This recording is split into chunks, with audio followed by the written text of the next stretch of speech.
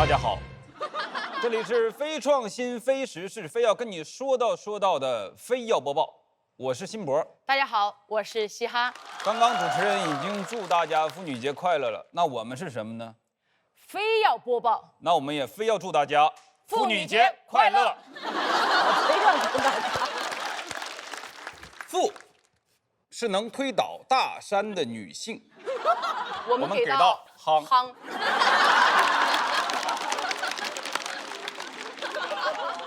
思想的进步也体现在方方面面。近年来，影视行业三花烂漫，很多文艺工作者的声音也得到了更多的重视。我觉得任何女性还是少听建议吧。这个建议我们决定听。医学家指出，无论男女，情绪波动过大都容易导致甲状腺、乳腺以及癌症问题。这里我们教给大家一套不生气操，保证你在什么情况下都不生气。不生气，不生气，生出病来没人替，乘客刁难我不理，礼貌服务笑嘻嘻。哎，空姐，加个微信啊。不加我投诉你。不生气，不生气，生出病来没人替。骑到臭车我不气，马上就到目的地。目的地还没有还车点，而且你头胖臭。不生气，不生气，生出病来没人替。跳完确实心情舒畅。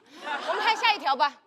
很多人视更年期为疾病，但其实这是由于激素的变化导致的情绪波动大、易怒、暴躁，包括男性也有更年期。哦，原来翟佳宁是更年期到了。请不要污名化更年期。研究表明，以上状况只要通过运动以及健康的生活习惯，就能有极大的改善。我们要相信好日子在后头，因为熬过这段时间，你就退休啦。率先盼来好日子的是小学生。教育部规定，为减轻学生学业负担，日常考试不公布成绩、不排名。这个挺好的，我觉得这个做法其实也可以用在咱们的比赛上。大家也看到，比赛压力也挺大。你看我们的节目名字《喜剧之王》，有王难免不排名。脱口秀想要没压力，做脱口秀就应该像朋友之间那样，我们就应该叫脱。行了，别说了。咱们名字还行。节目播到第3期，受到国内外网友的几条好评，为此我们非要开通网友互动环节。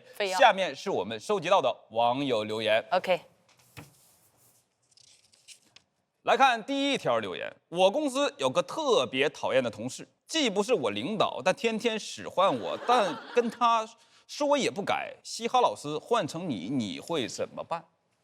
你换个角度来想一想，这是在帮助你成长。要是我会请他吃火锅，涮毛肚，涮肥牛，再问他你涮什么东西。下一条，两位播报员，你们好。我有一个朋友，人挺好的，就是有时候戴个耳机，不爱听人说话，说话也不好好说，张嘴就是气泡音。请问我还有必要跟他生2胎吗？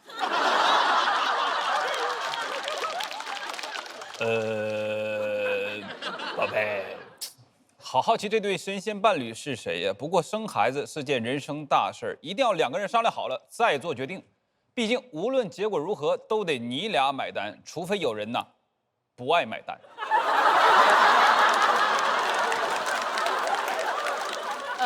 我们先看下一条吧。帅气的大男孩辛博哥哥，你好。我念不下去了，你念吧。我来吧。帅气大男孩辛博，谁？你不用再念一遍啊。我有一个烦恼，只有你能帮我解决，就是辛博的专场《发现丑的眼睛2.0》正在全国巡演，请问该去哪里购票？好难买呀，好好看呐，好喜欢呐！这位朋友，我送你。这朋友就是你自己吧？不重要，来，我们看下一条。丫丫，我是你老汉儿。爸，你要爪子？你忙吗？忙的话，帮我要一张小庆姐的签名，要兔签，签在她的书上。再转我2000块，不要让你妈知道。我怎么让小青姐转你2000块钱？我都没有2000块钱。但是你放心，我不会让妈妈知道的。但是所有看节目的人都知道了。本期播报到这里就结束了，所有言论均由 AI 生成，与本期播报由无关，产生的影响均由下一期播报员负责。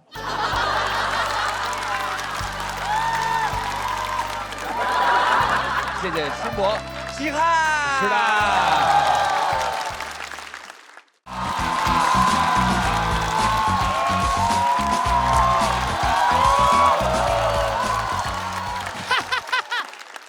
谢谢大家，太开心了！哎呀，不比赛的时候讲脱口秀就是轻松啊，就跟大家聊聊天吧，好不好？聊一聊过去这1年的一些变化什么的，经历一些事情。跟大家说一个秘密吧，就是我是去年辞掉了自己干了13年的工作，然后把房子卖了来参加的节目。因为我真的相信好日子在后头，但其实果然真的很值得，真的很值得。节目播出之后，收到了非常多的辱骂。就怎么跟你们形容啊？总结一下，我当空姐13年来，骂我的人加起来也没有这半年的多，很难过，非常难过。当然，难过不是不过啊，关关难过关关过。我那段时间就是为了保护自己，我就挑一些私信出来，打印出来，贴在我家的床上、墙上、各个壁板上，每一天早上起来都大声朗读，给自己加油鼓励，对吧？李希哈。我啦啦啦，啦啦啦啦啦啦啦，很动听，对吧？那段时间过得很规律，每天早上起来都要晨读，你就感觉自己每一天早上起来都是满嘴跑操。但那段时间，我的朋友们都很担心我的精神状态，怕我心理出现问题都陪我，我就跟他们说，真的不需要，因为我说真的不要小看任何一个当过空姐的人。我印象最深的是我13年来让我反反复复回味的一次投诉，是在飞机上有一次有一个旅客找我借指甲刀，我没有，他跟公司投诉我格局小，不应该浪费公司的大格局，要求公司开除我或者将我乱棍打死。我当时怕极了，我说先生，你要不然你就先去洗个手吧。他说你干什么？我说我给你啃。真的很惨。而且有一次我是在飞机上工伤嘛，那个餐车很重，直接压过我的脚背，我的小脚趾盖直接压掉了，很疼。然后后来去医院包扎之后，我就去找领导请假，我领导不批我的假，跟我说你穿着鞋又不影响美观，你穿鞋大家又看不到，硬逼着上去飞，没办法。那个时候就借了同事的一双大一点的高跟鞋，上飞机上去飞。怎么说？那天走在那个飞机的通道上面，就感觉在打快本，你知道吧？走在客舱里面的时候，旅客都在睡觉，突然有个旅客起来怒吼：“把转向灯关了！”我就为了安抚他，立马拿出一瓶安慕希爆珠酸奶。他说干什么？我说你没料到吧？我也没料到我会掏出一瓶好喝超有料的安慕希黄桃燕麦爆珠酸奶。对，当时客舱里的旅客的反应跟大家一模一样。我说没什么事情，我就先走了。他叫住我，他说：“喂，你叫什么名字？”我说：“安慕希哈。”然后开始打转向灯，我就走了。后来直接真名投诉。就现在很多朋友都觉得我承受痛苦的能力很强，其实告诉大家一件事情，其实是因为我从小就经历过一件常人不能忍受之痛。我跟你们分享一下，你们听一下，真的是小时候大家都看过牙医吧？然后小时候有坏牙，有一次我去拔牙，躺在那个牙医床上，一个医生走过来，用针头给我刺了一下牙龈那个位置，说一会儿我就在这个地方给你打麻药，你等一下。然后他就去配麻药了。过了一会儿来了另外一个医生，可能他们交接了工作，那个医生问我痛不痛，我说痛。他过一会儿就不通了，然后就给我按在床上，直接开始拔，就像很多喜剧作品突然开始上价值一样，干拔。给我疼到一身冷汗，全身发抖，耳鸣什么都听不见了。我感觉戴上了张唯一的降噪耳机。当时我疼得全身发抖的时候，医生觉得不对劲了，赶紧问上一个医生说：“你给这个小孩打了多少麻药？”上一个医生说没打，我马上就昏过去了。醒来的时候，小小的脸上2个大大的冰袋，妈妈关切地看着我，嘴巴里面说着什么，但是我一个字都听不见，因为我还戴着耳机。不是，其实就是因为太疼了，而且我看着远方的爸爸，感觉那个医院里面鸟语花香。虽然我听不到，但我看到我爸爸在那里，医生，我啦。后来医生也挺不好意思的，就说确实我们工作上的失误，钱就少收一点吧。我爸说你当然要少收一点钱了，麻药你都没有打。医生说收点力气钱吧，你家孩子劲儿贼大。因为小时候真的确实身体挺好，胃口也挺好，不知道怎么跟大家形容我小时候啊，就是我的小时候，就现在的刘晓庆老师。身体特别好，状态也特别好。高中的时候，我有一次去参加运动会，那一次是一个很重要的运动会，我们要提前去适应场地。我去的地方是四川自贡，可能大家不太知道，那个地方特产的是辣椒美食，非常好。我当时就是自负啊，觉得自己身体没有任何问题，年轻啊，我就去吃东西，就背着我的教练去吃了泡椒美蛙，吃完就感觉不对了，但是又不敢跟教练说，因为马上要比赛了，说了会被打死。也不敢乱吃药，因为我们比赛前会进行检查，就硬撑到第二天比赛。我站在跑道头，检录完了之后，站在跑道头那一刻，肚子里面翻江倒海。随着那个裁判 Go to go 哎，预备，砰！是发令枪啊，不是我哈。撞线那一刻，我第一名，但是我并没有停下来庆祝。我们那天比的是女子100米。但我知道我那天要跑的是120米，我径直跑向了对面的更衣室。你们以为是厕所吗？完了，真的。所以朋友们，别管遇到了什么问题，没问题的就坚持一下，向前跑，撑下去，好日子一定会在后头，是不是？你们现在是不是觉得我在干拔上价值了？不是，是我要跟你们说一件事情啊，是因为我上台到现在。在场所有人没有任何一个人看出来我骨折了。此时此刻的我正在硬撑，是真的，我撑不住了，再见。走了。大家好，我是房主任。快到妇女节了，我对这个节日很陌生。在我们村里啊，从来不过节日，只过节气。24节气我们倒背如流，什么清明正花生、芒种割麦子，在我们家啊，这些活都是我干。什么妇女节？你嫁对人了，每天都是劳动节。当然了，我也过一次妇女节啊，那还是在我在 4S 店洗车的时候，不是我去洗我的车，是我在 4S 店给别人洗车。还给我们放了半天假的福利。发了50元的代金券，我拿着这个代金券兴冲冲的就去了。我寻思哈，我兑上一堆零食，我回家追剧去。去到以后才知道是一个洗化批发部，我就兑了几袋洗衣粉，回家洗了一下午衣服。我说我上班洗车，我下班洗衣服，过节喜上加喜。我说怪不得以前不让我过妇女节，原来也是一种劳动保护啊。其实我今天就是奔着刘晓庆来的，她是我的童年偶像。你没认识她是从《一路繁花》上哈，我认识她是从我们村的露天电影上，我可是看着她变老的啊。现在我老了，走不动了，那么她跑起来了，活成我妹了。现在年轻人可能没见过小庆姐的巅峰啊，她是去哪堵人。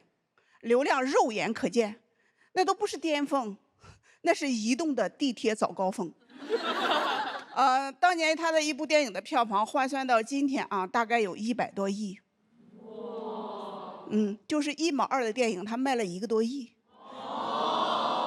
也就比哪吒低了那么一点点。低的那点啊，就是当年我们淘的票。我最喜欢他的演的一部电影叫《春桃》。就是一个女人在乱世里和2个男人的故事。她在里面说我不属于任何人，我不是谁的媳妇，我是我自个儿，我只想在乱世里怎么活下去。我看完以后哈，我浑身充满了力量，回家又洗了2盆衣服。那时候啊，她可以说是顶流，还出了本书，从电影明星到亿万富姐，出完就从头再来了。今年是小庆姐从影50周年，这是什么概念？我今年50岁，理论上讲，我能当小庆姐的女儿，但小庆姐现在能演我女儿。之前有一些声音说小庆姐怎么还在演少女啊？那就是偏见，而小庆姐最善于冲破牢笼。我是说偏见的牢笼。我真的很崇拜她啊，感谢她给了我很多力量。今天还有一个人我要感谢啊，就是去年节目刚播出的时候嘛，网上有好多人一开始说啊好喜欢房主任，没过几天就开始有人骂我。我说这晚了好几天的人，他是没充爱奇艺的会员吗？就在我被骂懵了快要崩溃的时候有一个男人他从天而降，像一个盖世英雄一样，为我挡住了流量和骂声。在这里我要对他说一声谢谢，谢谢你张唯一。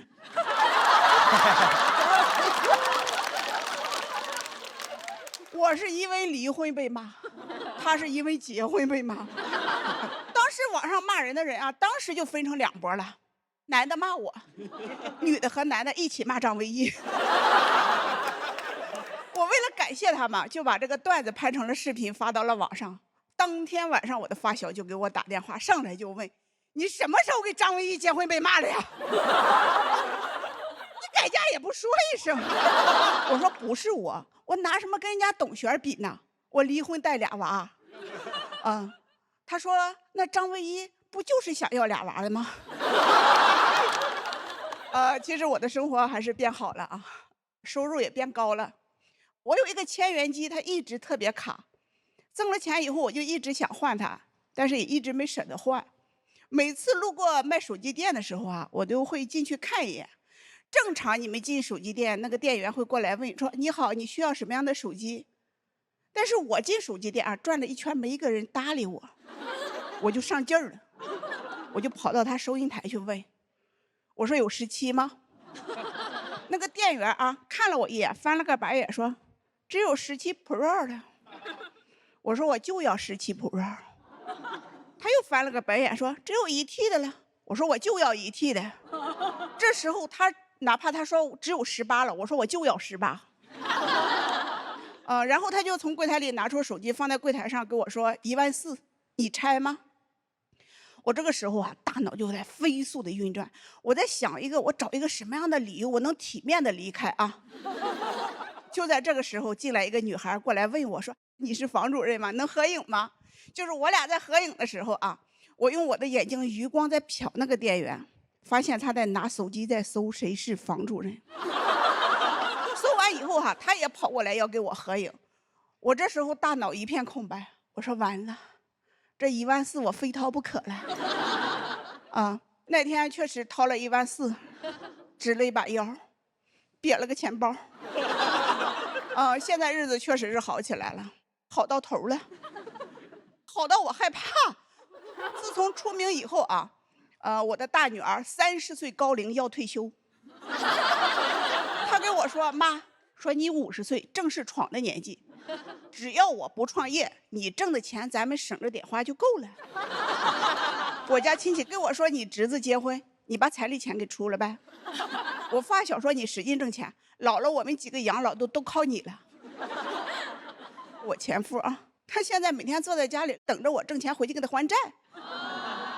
之前都说成功的男人背后站着一个女人，也没人说成功的女人背后站着这么多人一开始我也觉得好日子都在后头现在看是别人的好日子都在我后头。同样是背后站着一群人，我就特羡慕我的偶像小庆姐。人家就是一路繁花呗，我就是一路还花呗。他们的好日子在后头我够呛，因为20年后我的女儿也50了，她会说妈，70多岁正是闯的时候。谢谢大家，我是房主任。谢谢。大家好，我是董璇。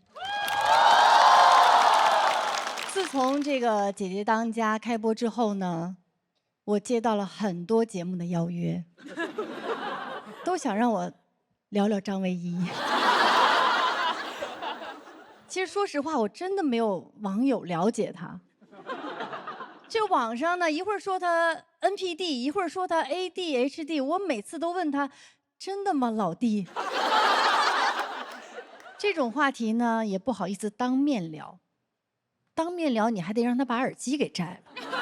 我对他呢也是有要求了，要想建立情感链接，得先断开蓝牙链接。其实我们俩一起上这个综艺呢，我是想让大家都认识他，更了解他。但是真没想到他能被吐槽成这样。其实这个热度啊，比他去参加那个喜剧综艺可高多了。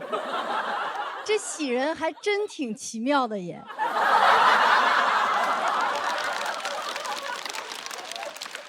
当时呢是每周六更新，我们都特别的担心，就一直盯着那个弹幕。然后呢，我一边看一边劝唯一，我说你别总是盯着那些骂你的，你也看看那些网友夸我的呀。你看这条，董璇可真是个大好人，既不贪财也不好色。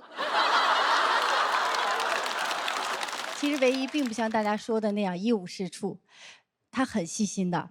就是每次我坐飞机的时候，他都会一直关注我的航班信息，给我发消息说还有多长时间马上落地啦，还有目的地的天气如何呀，等会儿滑行多久啊，真好。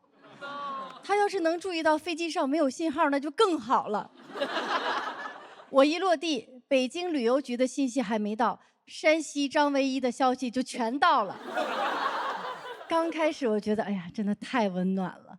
但是朋友跟我说，他这不就是把那个落地前空姐广播给敲出来了吗？原来温暖的不是我，是空姐，对吧，嘻哈？哎，你们是不是降落的时候都让这个乘客把耳机给摘了呀？难怪张唯一能听到这一段。当时我跟唯一签了一个婚前协议。协议里呢有很多条款，比如说双方的财产啊各自分配，还有一些对他的要求，他看都没看，直接就签了。他才是恋爱脑呢。但也能理解，毕竟第一次结婚嘛，头婚确实容易头婚。好在呢，我也不图他什么，他那个婚前财产呢，像什么。大金表啊，耳机呀、发型啊、气泡音，我也不想要，他自己最好也别要。那这个婚前协议呢，确实启发了很多人，好多人来找我要模板，就是想看看，到底是什么样的协议，能在张唯一面前保护好自己。这个话题呢，以前很多人不敢聊，怕谈钱伤感情。我就想给大家打个样，大大方方的聊嘛。现在很多律所拿着我们这个模板去推广，女生想的是，董璇都签了，我要种草同款；男生想的是，张唯一都签了，谁还敢不签？那伴侣之间其实很多事情是要好好的商量的，像是婚礼，就是不能因为我有过一次这个经验呢。就让他什么都听我的，他也会主动问我说：“你有认识的婚礼策划吗？”我说有，倒是有，上次合作过的。唯一还很幽默地问说：“那第二单有没有半价呀？这次我必须买单。”我也没想到他有这么疯狂的想法。我说：“要不咱们婚礼星期四办呢？”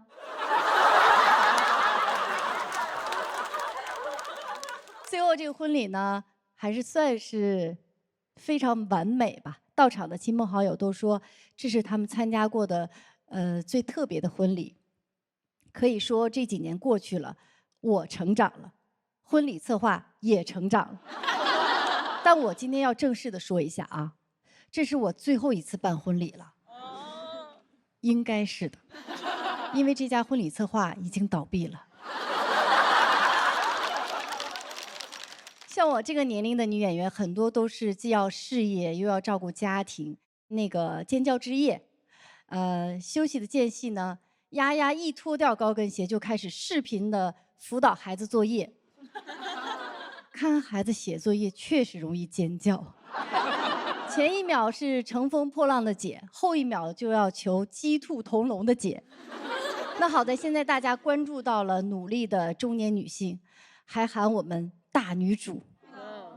你看房主任，她就是勇敢跳出原本生活的大女主。黄姐刚刚说，唯一像一个盖世英雄一样驾着七彩祥云来救你。那原来紫霞不是我呀，是房主任。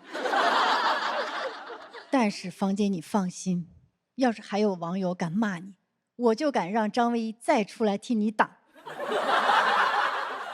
我也很希望在我被骂的时候，能有一个男人替我挡着点儿。只是让我挨骂的就是这个男人。努力这件事呢，不分年龄的。你看我们小庆姐一直这么努力，多少次呢从头再来也不放弃。现在还在拍戏，而且进军了短剧，谈恋爱也得跟弟弟谈。跟弟弟谈这事儿呢，我是做到了，但是其他我还得努力跟上。好日子还在后头呢，将来我也要一路繁华。谢谢大家，谢谢。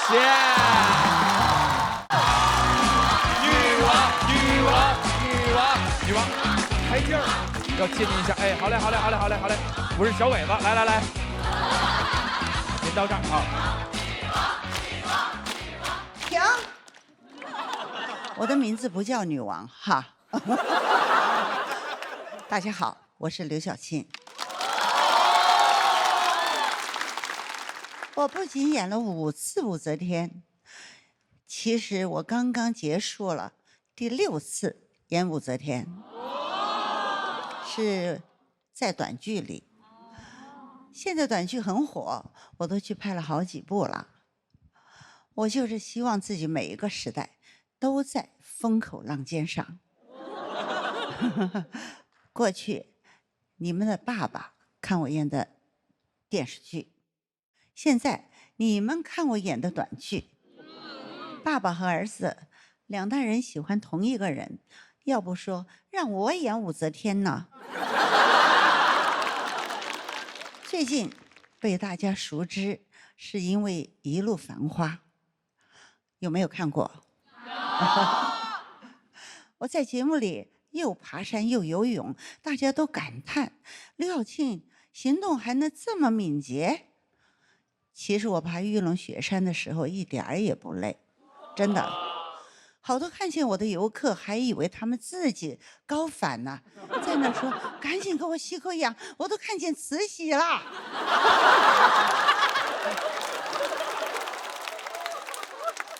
因为在节目里的表现，网上还传出了一份我的作息表，说我特别自律，每天早晨6点半就起床。我要澄清一下，我只有将近1年是6点半起床。我30多岁的时候，我的状态就特别好。等到50的时候，我还自律了1年，身体能不好吗？状态好，也是因为我思想跟得上时代。其实反过来说，我觉得时代其实从来都没有跟上过我。今年我不是去拍短剧了吗？拍的过程中，我的朋友来问我，你以前拍的都是小花、芙蓉镇这种经典，现在去拍短剧，是不是有点掉价呀？其实无论是电影还是短剧，都只是艺术形式不同，没有谁高谁低。再说，我现在都来说脱口秀了。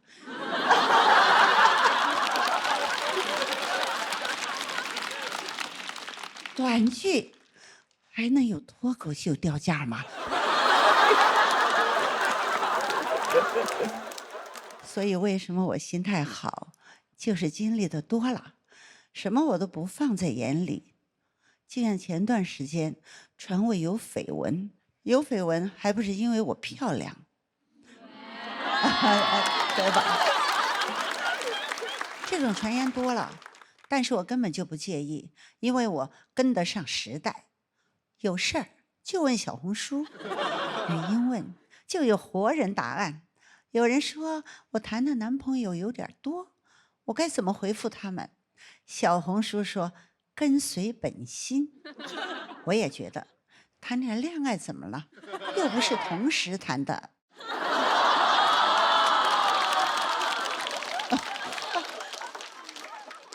总有人问我是不是缺钱了，怎么还出来打工？其实这就是市场需求。今天到爱奇艺，还是我挑着来的呢。大家爱看我，我就让大家看。我现在就是最好的年华。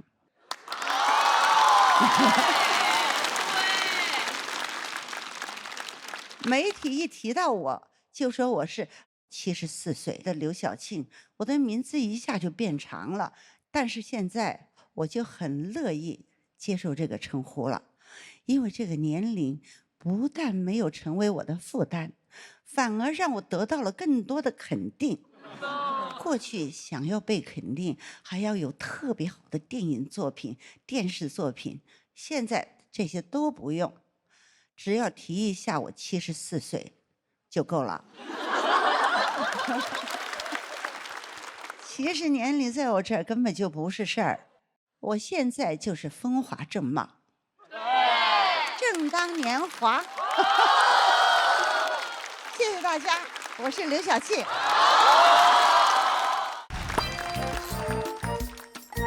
幽默访谈，回答不难，欢迎收看本期的小北访谈，我是主持人小北。这档节目呢，主要是采访每期我们的飞行嘉宾啊。那么第一期呢，我们邀请的是我们董璇老师，欢迎。你好，小北，大家好，我是董璇。你好，璇儿姐啊。我们这个收集了不少网友的提问啊，可能有点冒犯，您会介意吗？我会介意。啊，那我们不问了啊，不问了。臭网友、坏网友，全是一些不好回答的问题，怎么想的啊？但您放心啊，我们这个节目不会冒犯到您啊。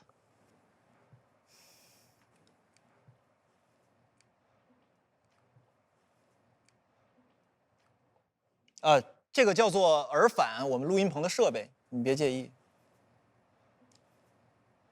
您带一下。您就是来我们这个采访呢，是想要海岛采访还是中式采访？哎，姐，我错，姐，我错，坐，你坐。哎。你们这一点新意都没有，这不就是明显的抄袭吗？抄袭那个绝简访谈吗？哎，当然不是了。道具老师，我们这个是绝后访谈。还是赶紧撤了吧，这个角度有点像法制节目。您的古装造型啊，频频出圈啊，但是这个现代戏一点水花都没有。您有没有考虑后面参加一下跳水？或者跟张唯一起跳水呢？啊，网友说他可以去油什么的。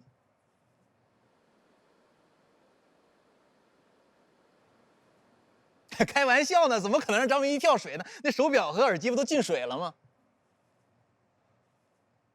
把那盆栽都搬回来。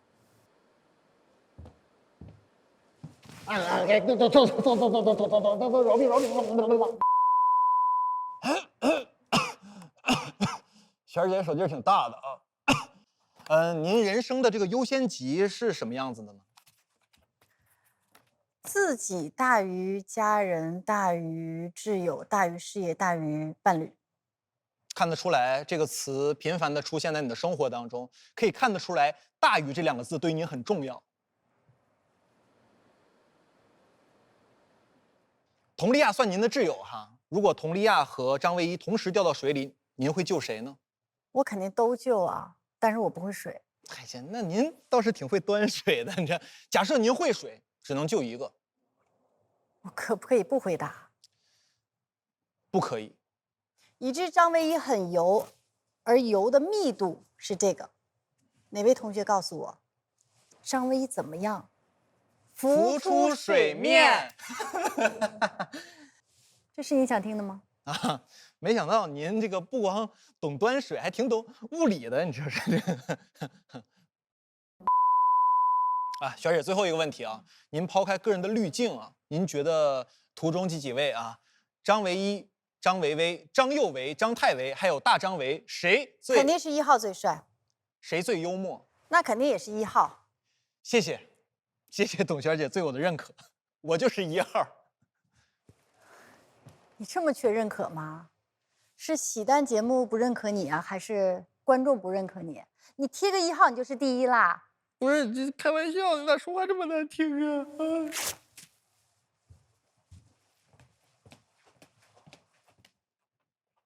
不是，这镜头不应该对着施害者吗？怎么拍我呢？我这卫衣都撕坏了，卫衣，这标题是不是有了呀？董璇现场手撕卫衣。欢迎收看本期的小北访谈，我们到此就结束了。导演，我这卫衣给我抱一下呗，坏了都，抱一下。大家看见我们小庆姐之后，是不是感觉太有范儿了，对不对？太女王范儿了。那其实是今天看到小庆姐的时候呢，我就心中一直按耐不住的想起一段旋律，来了。我心中有位女神，望着风帆让我销魂，霸气的她那么迷人，想喊出她的名字就是Beyonce。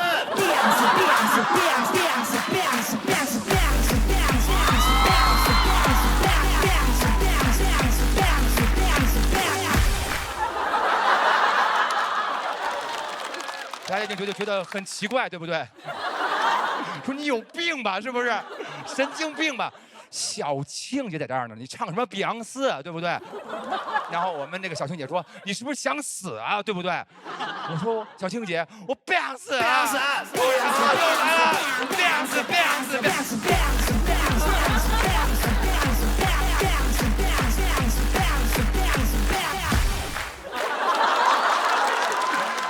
感谢各位参加我的新单曲首发会啊！这首歌的名字叫做《碧昂斯不想死》。然后，不管是碧昂斯还是小庆姐，都祝他们长命百岁。刚才这个演出是非常荒谬的，现在各位啊，真的要把心静下来，因为我要说一说关于我的这个爱情的生活了。因为大家要知道，其实不管是结了多久婚呀，过日子的时候，都要记得给对方惊喜，对不对？惊喜是一定要记得的，尤其是到了那个纪念日的时候。所以说，这首歌是我非常用心写的一首浪漫的情歌，各位安静的欣赏。这首歌叫做《纪念日的那一天》，谢谢。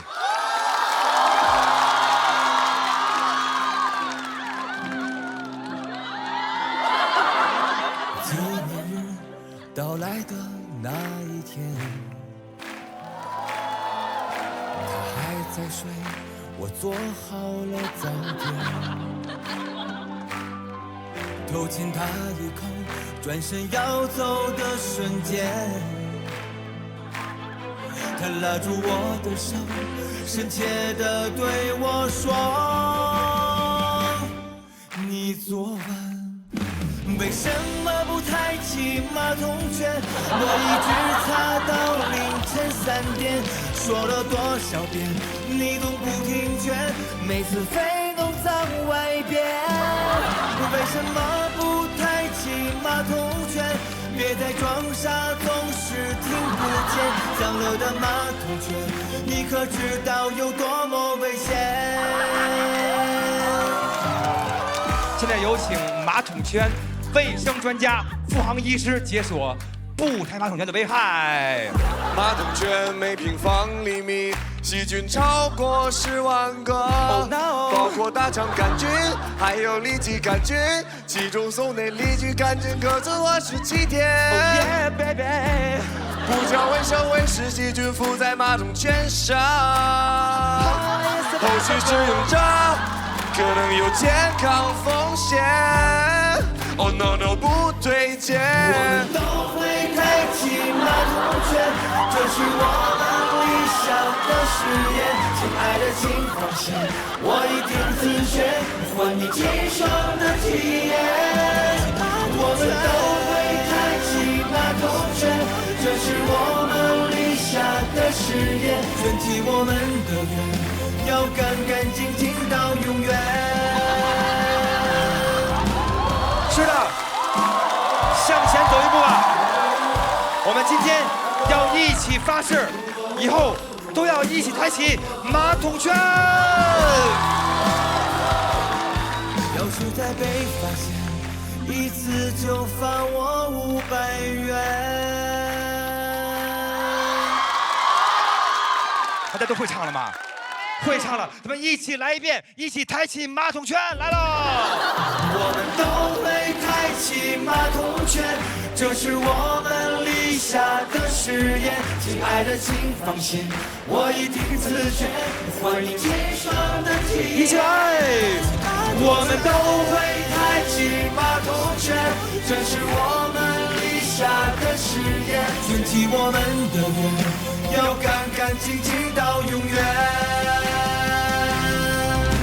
谢谢各位，感谢我们的傅医生，感谢各位马桶圈的朋友们，谢谢各位。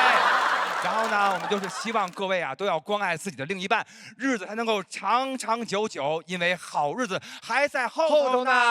耶！也很感谢几位喜友林简七、刘仁成、辛博、小北愿意参与到这么精彩的节目中来，太棒了！行嘞，